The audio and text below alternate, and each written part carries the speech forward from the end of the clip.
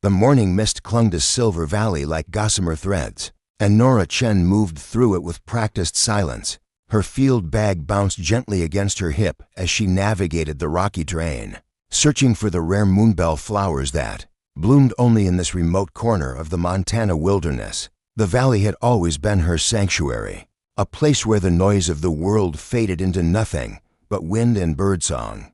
That tranquility shattered when she heard the sound. It wasn't thunder, though it rumbled through the mountains like an approaching storm. It wasn't a landslide, though rocks tumbled in its wake. The sound was something else entirely, a shrieking whistle followed by an impact that shook the earth beneath her boots. Nora dropped to one knee, steadying herself against a boulder. As the tremor passed, silence returned, but it felt different now, charged with an energy that made her skin prickle. She looked toward the source of the disturbance, where a column of black smoke rose from behind a ridge about half a mile away. Her rational mind told her to head back to her cabin, to call the authorities and let them handle whatever had crashed in her valley. But curiosity had always been her weakness, the trait that had driven her to spend years alone in the wilderness studying plant life that others considered worthless. She climbed. The ridge was steeper than it looked, and by the time she crested it, her lungs burned from the thin mountain air. What she saw in the valley below stole what little breath she had left. The craft was unlike anything she'd ever seen. It wasn't the angular, metallic shape of human aircraft, but something organic-looking, with smooth curves that seemed to flow, like water frozen in motion. Its surface was a deep purple that shifted to silver in the dappled sunlight, and though it was clearly damaged, it retained an alien elegance that made her heart race. Alien, the word echoed in her mind as she began her descent toward the crash site. This was a day that would change everything, not just for her, but for the world. First contact, the moment humanity had dreamed of and feared in equal measure. The ship had carved a furrow 50 yards long through the valley floor, uprooting ancient pines and scarring the meadow where moonbells had bloomed for centuries. As she drew closer, Nora could see that part of the hull had split open, revealing a glimpse of the interior that glowed with soft, pulsing light. She paused at the edge of the furrow, every instinct screaming at her to run. But then she heard it, a sound that transcended species and language. Pain. Someone inside was suffering. "Hello," she called out, feeling foolish even as the word left her lips. "Is anyone there? Are you hurt?" The response came as a low moan, barely audible above the whisper of wind through the torn metal.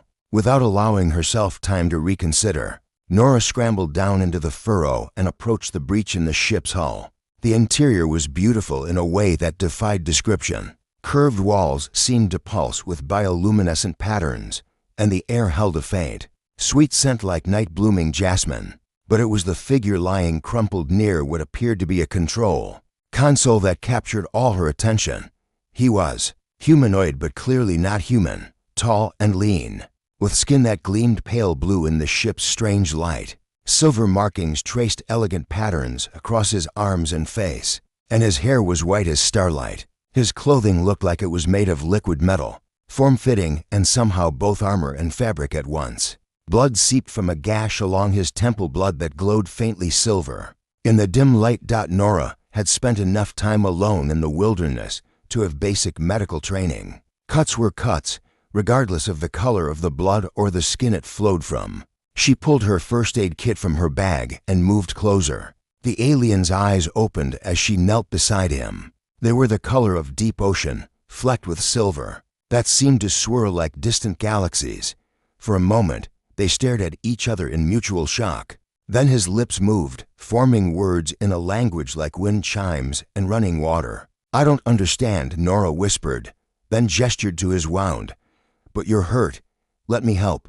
Something in her tone must have conveyed her intent, because he nodded slightly and closed his eyes, his trust, given so freely to a complete stranger from an unknown world, made something twist in her chest. Working quickly, she cleaned the wound with antiseptic. He winced but didn't pull away. Even when the chemicals must have stung, his skin was warm to the touch, and the silver markings seemed to pulse gently under her fingers. She applied a pressure bandage, then sat back on her heels. "There," she said softly. "That should help with the bleeding." He opened his eyes again, and this time when he spoke, she caught something that might have been gratitude in his musical voice. He struggled to sit up, and she moved to support him. Acutely aware of how solid and real he felt against her arm, the ship around them shuddered suddenly, and several of the glowing panels flickered and went dark. The alien said something urgent. Trying to rise. "Ho, easy," Nora said, pressing gently on his shoulder. "You need to rest." "That's a bad head wound." He shook his head, pointing toward the failing systems and speaking rapidly in his liquid language. She didn't need translation to understand his distress. The ship was dying, and he was trapped here with it. "My cabin," she said, making a decision that would change everything. "It's not far. You can rest there while your ship." She gestured helplessly at the failing craft. Understanding dawned in his ocean eyes, followed by something that might have been gratitude. He nodded once, then attempted to stand. His legs buckled immediately, and Nora found herself catching him, surprised by how natural it felt to support his weight. "Lean on me," she said. "We take it slow." The journey to her cabin took twice, as long as usual, but eventually they made it. The alien she needed to think of him as more than that, needed a name for this being who had literally fallen from the stars, leaned heavily against her doorframe as she fumbled with her keys. The cabin was small but comfortable, a place she'd made into a home over 3 years of solitary research. She guided him to the couch, helping him settle among the worn cushions. In the mundane light of her living room, he looked even more otherworldly, his blue skin luminescent against the earth-toned furniture. "Water," she offered, miming drinking. He nodded, and she brought him a glass. He sniffed it cautiously, then drank deeply. Their fingers brushed as he handed the glass back, and the brief contact sent an electric shock up her arm. As the afternoon wore on, they began the slow process of communication. He pointed to himself and said something that sounded like kale. She repeated it, and his face lit up with a smile that transformed his exotic features into something breathtakingly beautiful. "Kale," she said again, then pointed to herself. "Nora, Nora." He repeated, his accent turning her simple name into music. They were just beings from different worlds, trying to bridge the impossible gap between them with gestures and halting words. But as the sun set outside her windows, casting the cabin in golden light, Nora felt something she hadn't experienced in her years of solitude. She felt less alone. Kale dozed fitfully on her couch, and she found herself watching the gentle rise and fall of his chest, the way the silver markings on his skin seemed to pulse in rhythm with his breathing. Tomorrow she would have to figure out what to do, how to help him contact his people or repair his ship. Tomorrow the world might change forever, but tonight, she simply sat vigil over this stranger who had fallen from the stars into her quiet life and wondered if she was ready for the adventure that was surely coming. Outside, the first stars appeared in the darkening sky, and somewhere among them was the world he called home. The distance between them seemed impossible to cross, but as Nora watched Kale sleep, she found herself hoping they might find a way. After all, he had already traveled farther than anyone to find her. 3 days had passed since Kale fell from the sky, and Nora's world had become something entirely new. Her morning routine now included checking on an alien who slept curled on her couch, his silver markings dim in the early light. She'd learned that those markings brightened when he was alert or emotional, creating patterns that seemed to shift like living artwork across his pale blue skin.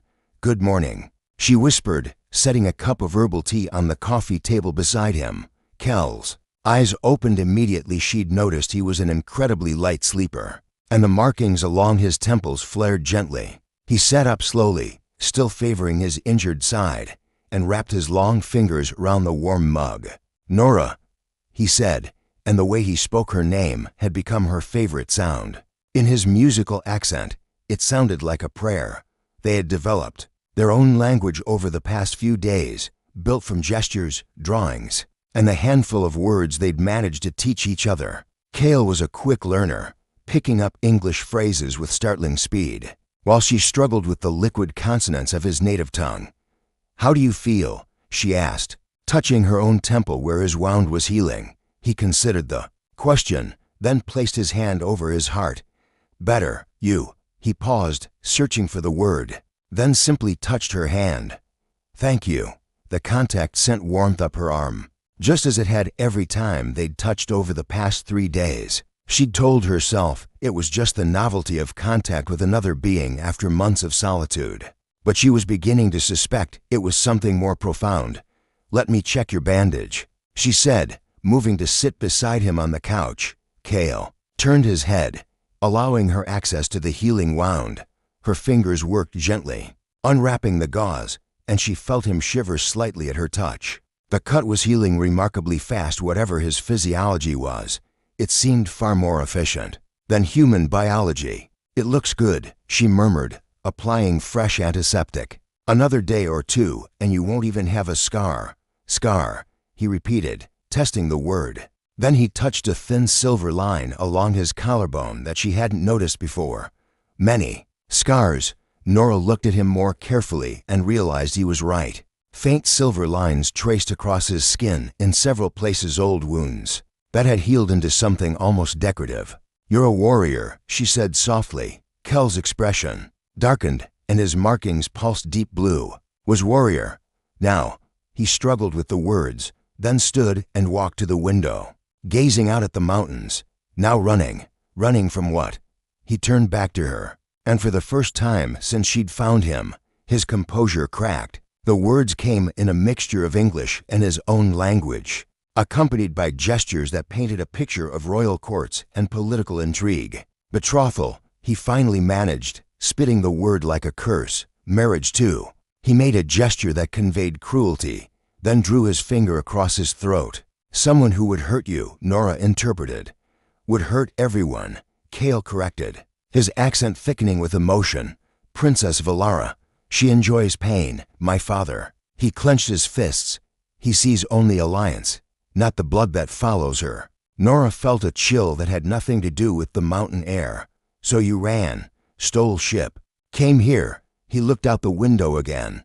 Peaceful place, no courts, no games, just, he gestured at the valley, then at her, just Nora. The way he said it made her heart skip. She joined him at the window, standing close enough to feel the warmth radiating from his skin. This place does have a way of simplifying things. They stood in comfortable silence, watching the morning mist rise from the valley floor. Then Cale did something that surprised her. He began to hum a low melody that seemed to harmonize with the wind through the trees. That's beautiful, Nora said when he finished. Song of my world, he explained. Astral courts, many moons, many songs. He looked at her curiously. Your world has songs? Nora laughed. Lots of them, on impulse. She began to sing softly an old folk song her grandmother had taught her about lovers separated by distance. Cale listened intently, his markings shifting to warm gold as she sang. When she finished, he was staring at her with an expression she couldn't quite read. Beautiful, he whispered, and she wasn't sure if he meant the song or something else. The moment was interrupted by the sound of an approaching vehicle. Nora felt Cale tense beside her as they watched a familiar jeep wind its way up the mountain road. Finn, she said, recognizing her research partner's battered vehicle. My colleague. He brings supplies. Kel's markings flared bright blue alarm. She'd learned, and he stepped back from the window.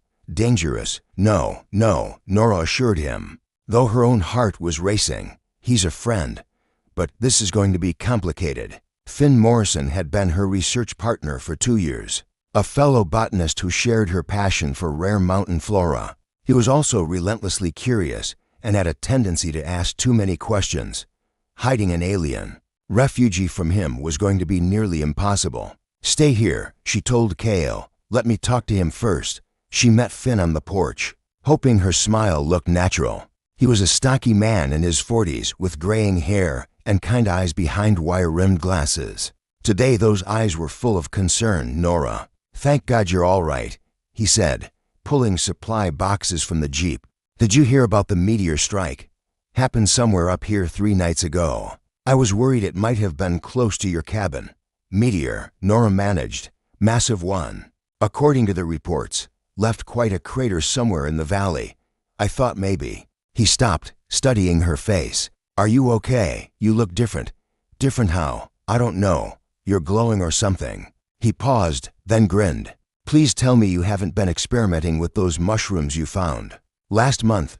Despite her nervousness, Nora laughed. No mushroom experiments, I promise. They carried the supplies inside. And Nora held her breath as Finn looked around the cabin. Cale had hidden himself well. There was no sign of his presence, except for the second mug on the coffee table. Company? Finn asked, noticing it immediately. Nora's mind raced. Yes, a friend is visiting. A friend? Finn's eyebrows rose, nearly to his hairline. Nora Chen has a friend who visits her secret mountain hideaway. He grinned widely. This is huge. When do I get to meet this mysterious person?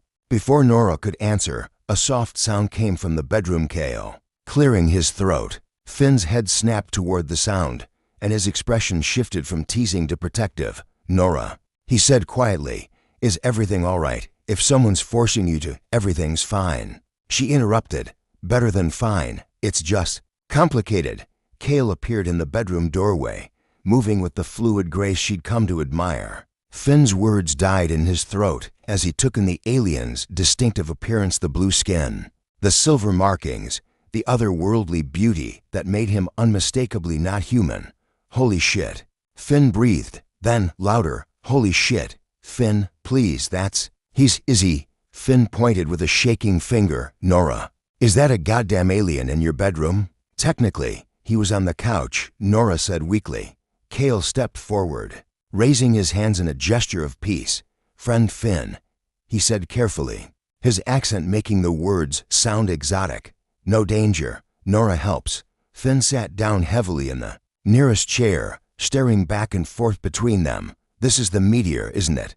He's the meteor. His ship crashed, Nora confirmed. He was hurt.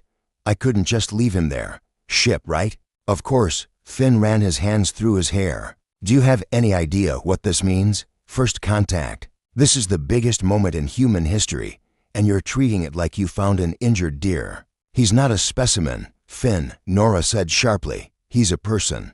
A person who is running for his life. Something in her tone made Finn look at her more carefully. Then his gaze shifted to Cale, who was watching Nora with an expression of such tenderness that even Finn couldn't miss it. Oh. Finn said quietly, oh, I see. The three of them stood in awkward silence until Cale stepped forward and extended his hand toward Finn in a gesture he'd clearly learned from watching Nora. Friend of Nora is friend of Cale, he said solemnly. Finn stared at the offered hand for a moment, then reached out and shook it. Finn Morrison, he said, botanist, skeptic, and apparently now an accessory to harboring an interstellar refugee. Cale smiled, that transformative expression that made Nora's heart skip, and Finn's resistance visibly crumbled. Well, Finn said, settling back in his chair, I guess I should put the kettle on. We have a lot to talk about. 2 weeks had passed since Finn discovered their secret, and he had proven to be an invaluable ally. He'd helped them monitor communications for any signs that Earth's governments had detected Kel's crash, and more importantly, he'd given them space to explore the connection that was growing stronger each day between human and alien. Tonight, the full moon hung like a silver coin above Silver Valley, and Nora found herself walking with Cale along the stream that wound through the meadow. They'd taken to these evening walks, finding that the darkness gave them a freedom to be close that daylight somehow made more complicated. On Astros, we call this the hunter's moon, Cale said, his accent wrapping around the English words like silk when all the predators come out to play. That's ominous, Nora said, but she was smiling. Over the past weeks, Kel's English had improved dramatically, and she'd learned enough of his language to understand the poetry in how he spoke. Not ominous, he corrected, stopping beside a cluster of moonbells that glowed faintly in the moonlight. Honest, the universe shows its true nature under such light. He reached down to touch one of the delicate flowers, and his silver markings brightened in response to its bioluminescence. Nora had discovered that his markings reacted to many things: emotions, other living creatures, even certain types of technology. It was like having a window into his soul. What's your true nature, Cale? She asked softly. He turned to her, and, in the moonlight, his ocean blue eyes seemed to glow. Dangerous question. I'm feeling dangerous tonight. Something shifted in his expression, and suddenly the space between them felt charged with electricity. Over the past weeks, they'd grown closer, touches that lingered, conversations that stretched into the early hours, moments when she'd catch him watching her with an intensity that made her breath catch, but they'd both held back, as if acknowledging their feelings would make the impossible situation even more complicated. My true nature, Cale said, stepping closer, is that I think about you every moment, when I wake, when I sleep, when I tend to your garden or help Finn with his research. You have become, he paused, searching for the word, essential. Nora's heart hammered against her ribs. Cale, I know it is foolish, he continued, his markings now bright gold in the darkness. I am exile. I bring danger. I am not even your species, but you asked for truth. The truth is, Nora whispered, reaching up to touch the silver patterns along his cheek. I stopped caring about any of that the moment I saw you smile. The kiss was inevitable. Soft at first, then deeper as weeks of suppressed longing finally found expression. His skin was warm under her fingers, and she could feel his markings pulse in rhythm with her heartbeat. When they finally broke apart, both were breathing hard. This is madness, Cale murmured against her forehead. Good thing I've always been a little mad, Nora replied. They might have stayed there forever, lost in each other under the hunters' moon, but a sound from the cabin broke the spell. Finn's voice, urgent and alarmed. Nora, Cale, you need to get in here now. They ran back to the cabin, where they found Finn hunched over his laptop, his face pale in the blue glow of the screen. What is it? Nora asked. I've been monitoring satellite feeds like you asked, Finn said grimly. There's something you need to see. The image on the screen showed a sleek ship breaking through Earth's atmosphere. Its design clearly not of human origin. Unlike Cale's crashed vessel, this one was angular and predatory, built for speed and intimidation. Cale went very still beside her, and his markings flared deep blue, the color she'd learned meant fear or anger. Hunter ship, he said quietly. They found me before anyone could respond. Finn's communication equipment crackled to life. A woman's voice came through, speaking in Cale's musical language. Even without understanding the words, Nora could hear the authority in the tone. Cale's face went white beneath his blue skin. He moved to the radio and responded in the same language, his voice tight with tension. Who is it? Nora asked. Zira Vex, Cale said grimly. Bounty hunter, Princess Valara's favorite. He spoke into the radio again, and the response came back, sharp and mocking. What's she saying? She offers terms, Cale translated. Return willingly, and she will make my death quick. Continue to run, and she will make it artistic, charming, Finn muttered. The radio crackled again, but this time the voice was different, younger, more urgent. Cale straightened in surprise, speaking rapidly. This conversation was longer, more heated, and Nora could hear desperation in both voices. My sister, Cale explained when the transmission ended. Vale. She managed to get access to Zira's communication system. What did she say? Cale's expression was grim. Valara has convinced my father that I am planning to return with an army, that I am gathering alien allies to challenge the throne. She has permission to kill me on sight. But that's not true, Nora protested. Truth is irrelevant. Valara wants me dead, and now she has excuse. He looked out the window at the night sky. Vale says Zira has tracking technology that can find me anywhere on this planet. We have maybe hours before she pinpoints this location. Then we run, Nora said immediately. Cale turned to stare at her. You think I'm letting you face this alone? She moved to grab her emergency pack from the closet. I know these mountains better than anyone. I can keep you hidden. Nora, no. Cale caught her arm. This is not your fight. Zira will kill anyone who helps me. Then she'll have to catch us first. Finn stood up from his computer. Make that us. I'm not letting you to disappear into the wilderness without backup. Finn, you can't. Nora started. Actually, I can. I've been documenting everything since I found out about Cale. If something happens to you too, the world needs to know the truth. He grinned, though it was shaky round the edges. Besides, someone needs to keep track of the botanical specimens we'll encounter. Cale looked between them, his markings shifting through a rapid spectrum of colors: surprise, gratitude, fear. Something that might have been love. Your species, he said finally, is either very brave or very foolish. Usually both, Nora said, shouldering her pack. It's what makes us interesting. They spent the next hour gathering supplies and destroying any evidence of Kel's presence. As they worked, Nora found herself stealing glances at him, memorizing the way the lamplight caught the silver in his markings, the grace with which he moved even under pressure. Whatever happened next, their quiet life in the valley was over. There's a series of caves about 10 miles north, she told them as they prepared to leave. Pre-Columbian settlements. The rock formations will interfere with scanning technology. How do you know about scanning interference? Finn asked. I studied geology before botany. Some of those caves have natural magnetic anomalies that play havoc with electronic equipment.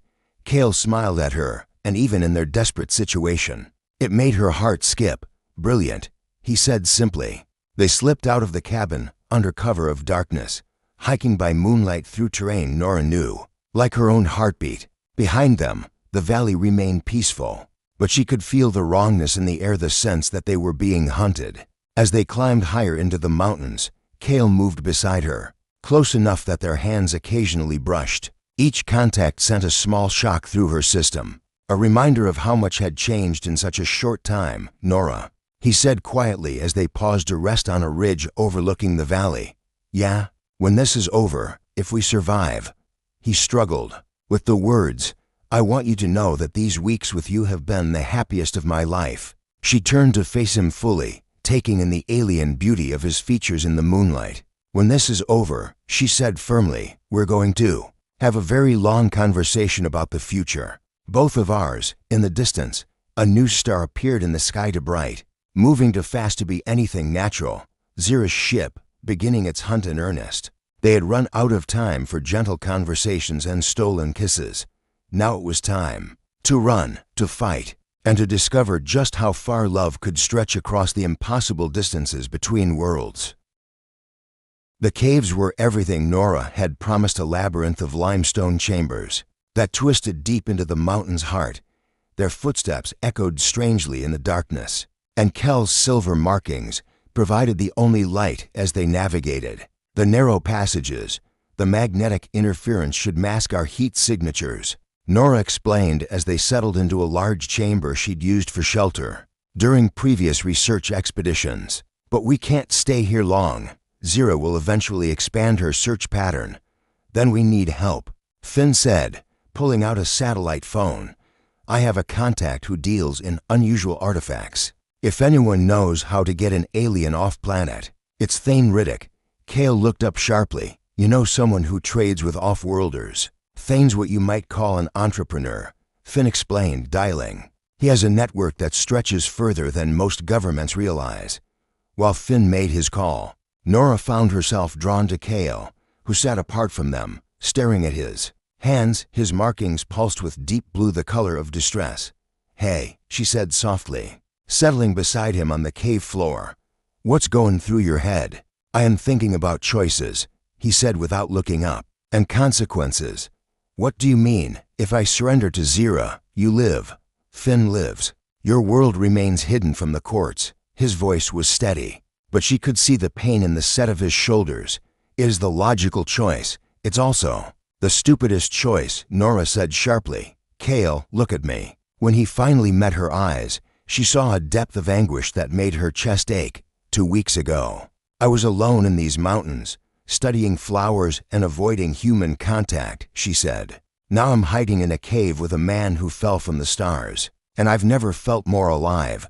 You think I'm going to let you throw that away for logic? You do not understand what you are risking. I understand perfectly. She cupped his face in her hands, feeling the warmth of his skin beneath her palms. I understand that I love you. I understand that love doesn't follow logic or species boundaries or political convenience. Kel's markings flared brilliant gold, and he leaned into her touch. Nora, I also understand. She continued, that running isn't a solution. Sooner or later, we have to face this head on. Finn ended his call and jogged over to them. Good news and bad news. Thane can meet us at the old mining station 20 miles north. He has a ship that can get you off-world." "And the bad news?" Nora asked. "He wants to meet Kale first. Apparently, Astral Court refugees are valuable." Kel's expression darkened. "He wishes to sell me, or protect you, depending on the price," Finn said apologetically. Thane's morally flexible, but he honors his contracts. They had little choice but to trust Finn's contact. As dawn approached, they made their way through the mountains toward the abandoned mining station, staying off established trails and using the forest canopy for cover. The station had been defunct for 30 years, its rusted equipment scattered across a plateau like the bones of some industrial beast. Thane Riddick was waiting for them in the main building, a lean man in his 50s, with silver hair and eyes that missed nothing. Well, he said as they entered, his gaze immediately fixing on Kale. "The rumors don't do you justice, Your Highness. You know who I am," Kale said. "It wasn't a question." "I know you're worth enough to buy a small moon," Thane replied. "I also know you're being hunted by someone who makes my most dangerous clients look like choir boys. Then you know why we need your help," Nora interjected. Thane's attention shifted to her, and she felt like a specimen under a microscope. Dr. Nora Chen, brilliant botanist, reclusive researcher, and apparently the human who stole a prince's heart. He smiled, but it was sharp around the edges. "That's quite a resume. Can you help us or not?" she asked. "So, I can help. Question is whether you're prepared for the cost." Before anyone could respond, an alarm sounded from Thane's equipment. Red lights flashed across multiple screens, and his expression went from calculating to genuinely concerned. "She's found us," he said grimly. "Hunter's ship, coming in fast." Through the station's broken windows, they could see Zira's ship descending like a predatory bird. It landed with barely a sound, and within moments, armed figures emerged from its sleek hull. "Back exit," Thane said, grabbing a weapon from beneath his coat. "My ship's no." Kel's voice cut through the panic. "No more running." He walked toward the main entrance, and Nora felt her heart stop. "Kale, what are you doing?" "What I should have done from the beginning." He turned back to her, his markings bright with resolve. "Protecting the people I love." The doors burst open, and Zira Vex strode in like death-given form. She was tall and lean, with pale skin marked by ritual scars and eyes like chips of Arctic ice. Her armor moved like liquid mercury, and the weapon in her hand hummed with barely contained energy. "Prince Kale," she said, her voice carrying a slight accent that made every word sound like a threat. "You've led me quite a chase, Zira." Kale stepped forward, placing himself between the bounty hunter and the others. "These humans are innocent. Your contract is with me alone." "Innocent," Zira laughed, a sound like breaking glass. "The botanist has been harboring a fugitive. The researcher has been documenting state secrets. And this one," she gestured toward Thane, "this one has been trafficking in forbidden technologies for decades." "Then take me and leave them," Kale said simply. "Oh, I intend to take you." Zira's weapon powered up with a whine, but Princess Valara was very specific about loose ends. That's when Nora stepped forward, placing herself beside Kale despite his immediate protest. "If you want him, you go through me." Zira's eyebrows rose. "How romantic, and how pointless, is it?" Nora asked. "Look at him, really look at him. When's the last time you saw someone willing to die for love rather than power?" For the first time, uncertainty flickered across Zira's features. Her gaze moved between Nora and Kale, taking in the way they stood together. The obvious connection between them. "Love," Zira said finally, "is a luxury I gave up long ago. Because someone made you," Nora guessed. "Because someone broke you." "The way Valara wants to break him." Zira's weapon wavered slightly. "You know nothing about—" "I know what it looks like when someone's been hurt," Nora interrupted. "I know what it looks like when someone's forgotten that there's another choice." The silence stretched between them, broken only by the hum of ship engines. Then Zira did something unexpected. She laughed, but this time it was genuinely amused, rather than cruel. "You're either very brave or very stupid, little botanist. So I've been told." Zira looked at Kale again, then back at Nora. Something shifted in her expression, a crack in the armor of cynicism she'd built around herself. 20 years, she said quietly. 20 years I've been hunting fugitives for the courts. Do you know what they all had in common? Tell me, Nora said. They ran alone. Every single one of them ran alone, thinking only of their own survival. Zira's gaze fixed on Kale. You're the first one who tried to sacrifice himself for others.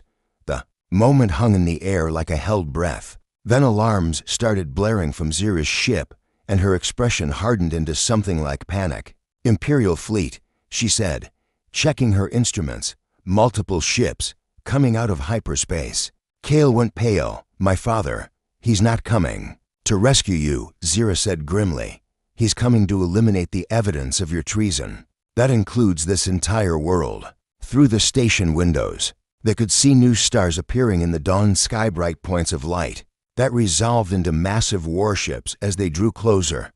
How long? Thane asked. 10 minutes. Maybe less, Zira replied. Then she did something that shocked everyone. She powered down her weapon. Change of plans. If we're all going to die, we might as well die fighting something that actually deserves it. The next few minutes were chaos. Zira's ship and Thane's smaller vessel launched simultaneously, racing toward the Imperial fleet as it entered Earth's atmosphere. Nora found herself strapped into a gunner's seat aboard Zira's hunter ship, with Kale beside her trying to explain the weapons systems in a language she barely understood. I can't shoot at your father's ships, she protested. You're not shooting at my father, Kale said grimly. You're shooting at Valara's ships. She convinced him to come. But those are her commanders leading the assault. The battle was unlike anything Nora had ever imagined. Ships dancing through the atmosphere in patterns too complex for human reflexes. Energy weapons painting the sky in brilliant colors. Zira flew like the predator she was, using her smaller ship's maneuverability to strike at the larger vessel's weak points. But they were outnumbered 10-1, and slowly being overwhelmed. That's when the miracle happened. Kel's sister Vale's voice crackled over the communication system, speaking rapidly in their native tongue. Kel's face lit up with hope as he listened. What's she saying? Nora asked. She's convinced 3 of the fleet commanders to turn, Kale explained. They're tired of Valara's influence, tired of her wars. They're declaring for my mother instead. Suddenly the odds shifted. Imperial ships turned on each other in a civil war that painted the sky with fire. In the confusion, Zira managed to dock with the flagship Kel's father's ship. This is where we find out, Zira said as they prepared to board, whether love really is stronger than politics. As they stepped aboard the ship of Kel's birth, Nora realized that everything that came next